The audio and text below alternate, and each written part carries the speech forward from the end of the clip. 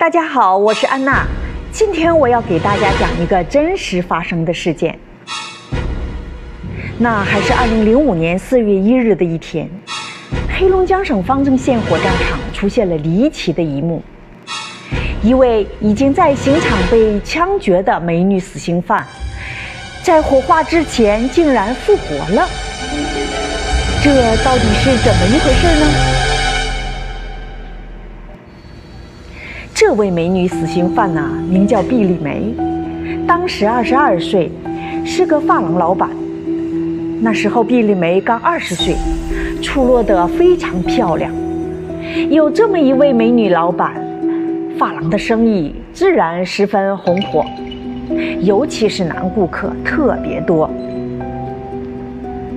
毕丽梅此前看过那些书，就派上了用处。她懂得如何抓住男人的心，让他们既乖乖的掏腰包，又得不到什么实际好处。2004年的一天，发廊来了一位叫蒋来义的帅小伙。毕丽梅眼见他风度翩翩，举止投足之间魅力十足，于是这毕丽梅就有了谈恋爱的想法。在毕丽梅看来，蒋来义肯定是个富二代，自己如果嫁给他，一辈子就不用愁了。而蒋来义对于毕丽梅也是一见钟情，两人感情迅速的升温，不久就有了实质性的进展。可是蒋来义也有烦恼，他不但不是一个富二代，而且还是一个农村人。大学毕业后找不到满意的工作，才回到县城，在一家打制社工作，一个月工资才600块钱。为了装成富二代，这蒋来义不再给父母钱了。可是他那点微薄的工资，根本就供不起毕丽梅的消费。时间不久，毕丽梅觉得自己被骗了。蒋来义不是理想中的白马王子。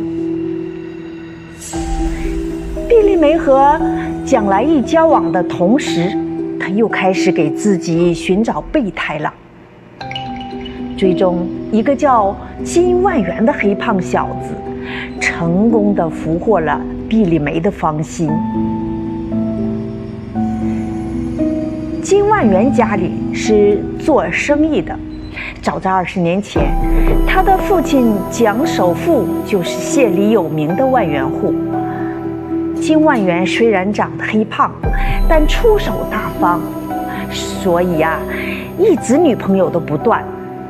等到见到毕丽梅后，他立即发起了攻势。毕丽梅漂亮，金万元黑胖，两个人在一起一点都不搭配。但好在有一个有钱，一个爱钱，在金万元猛烈的金钱攻势下，毕丽梅最终被攻陷了。他就开始疏远这个蒋来义，移情金万元这个富二代。毕丽梅要分手，蒋来义自然不同意。他将仅有的工资都花在了毕丽梅身上，这对于一个农村出身的男人来说，已经相当不容易了。眼看着毕丽梅要成为那个黑胖子的女人，蒋来义不甘心，他放下了男人的尊严，苦苦地哀求毕丽梅回心转意，每天下班就在发廊纠缠，这让毕丽梅心烦不已。毕丽梅担心蒋来义再纠缠下去，金万元就不爱她了，那她嫁入富豪家的梦想就破灭了。于是她就想出了一条毒计，来彻底摆脱这个蒋来义。2004年6月23日，毕丽梅把这个蒋来义约到县城外的一座山上。毕丽梅告诉蒋来义，她想通了，那个金万元除了有钱一无是处，不值得托付。听到毕丽梅的话，这个蒋来义自然十分高兴。他紧紧地抱着毕丽梅，不断地说着情话。这时候，毕丽梅就撒娇道，希望蒋来义背着她爬山。就这么，蒋来义背着毕丽梅，艰难地爬到山顶。蒋来义正在气喘出吁吁的时候，毕丽梅却主动贴上来。二人在山顶快活了一次。等到下山时，毕丽梅又让这个蒋来义背她下山。虽然那时蒋来义已经精疲力竭了，可是为了毕丽梅，他再苦再累也愿意。可是等到山脚下，毕丽梅又提出爬另外一座山。时候，蒋来义已经瘫坐在地上，口干舌燥。毕丽梅这时从包里拿出了一瓶可乐，递给了蒋来义。等到蒋来义喝下去后，突然就感到肚子痛。这时，毕丽梅冷笑着说道：“你知道怎么回事吗？我可在可乐里下了毒。”那时候蒋来义已经没有力气了，再加上毒性发作，根本动弹不了。最终，蒋来义毒发身亡。毕丽梅将其尸体从山顶推了下去。7月8日，蒋来义的尸体才被发现。经过一番调查，警察认为毕丽梅有重大嫌疑。可是那时毕丽梅已经远走高飞，不知去向。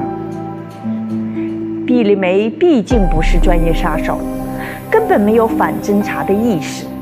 她外逃前曾找金万元要了20万元，借口去广州进一批美容的器件。其实毕丽梅没有去广州，而是去了深圳。她打算在那偷渡出国。可是毕丽梅在深圳给父母打了一个电话，警察通过电话号码锁定了毕丽梅的位置，最终成功地将其抓捕归案。2005年4月1日，毕丽梅在方正县被执行枪决，法警掏出手枪，冲着毕丽梅的后脑勺就是一枪。经过法医检查后，确认死亡。经过法医检查后，确认死亡。毕丽梅的尸体也就被装入塑料袋，运到了火葬场。火化工给尸体简单的整容后，就要进行火化。可是这时，毕丽梅却突然地坐了起来，嘴里发出猫叫一般的声音。火化工当时吓得跑出火化室，惊恐地喊道：“诈尸啦！诈尸啦！”一时之间，没人敢靠近，包括毕丽梅的父母。最终，法官、法医、法警都被叫到了火葬场。法官让法医过去检查一下，毕竟法医的胆子是最大的。法医二话不说，拿着手枪就进了火化室。当毕丽梅看到法医手中的枪时，嘴里发出更大的声音，听着十分的恐怖。法医慢慢的靠近，问了一句：“你是毕丽梅吗？”毕丽梅艰难地点了一下头。法医这才放下枪，检查了一下。法医发现，枪决时那颗子弹是从后脑勺射入，经过脑干从嘴里飞出来，而子弹正好从大脑和小脑中间部位穿过。只伤到了小脑，所以毕利梅只是暂时的昏死过去。经过运送、整容这么一折腾，毕利梅才醒了过来。她的舌头已经被打烂了，只能发出像猫叫一样的声音。当得知女儿大难不死后，毕利梅的父母跪在地上，哀求法官放过毕利梅一马。父亲毕武强说道：“他已将一枪抵罪了，既然没有死去，那就是他命不该绝呀，你们就放过他吧。”可是，根据枪决的规矩，犯人一枪不死是要补枪的。这次是因为法医检查不仔细，才让毕利梅在火葬场复活了。